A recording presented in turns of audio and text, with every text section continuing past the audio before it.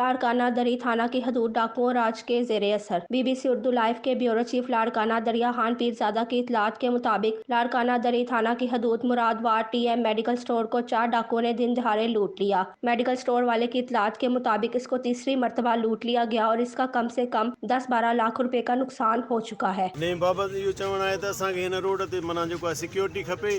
असां निंदण खां आहियूं, असांखे कोई बि माना सहूलियत न आहे।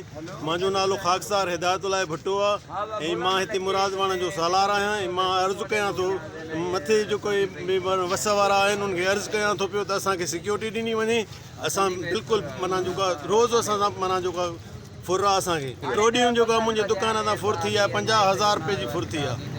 2 मोबाइलियूं फुर थियूं आहिनि ऐं जेको आहे सॼे ॾींहं जी विक्री मुंहिंजी फुर थी आहे। रुपयो करे गॾु कयूं था, अठाना करे गॾु कयूं था। साईं हुननि असांखे ख़ातिरी कराई आहे त असां तव्हांखे माना जेको आहे कोशिशि करे मोटाए ॾींदासीं। असांखे त जेको आहे मोटी मिलंदो त पोइ असां ॿुधाईंदासीं असांखे मोटी मिलियो। और अब इसको जान का खतरा भी लाहक हो चुका है। बीबीसी उर्दू लाइव के ब्यूरो चीफ को दीगर मौके पर मौजूद लोगों ने बताया कि पहली मरतबा रोड पे वाकया पेश नहीं आया। रोज हमें हथियार के जोर पर लूट लिया जा रहा है।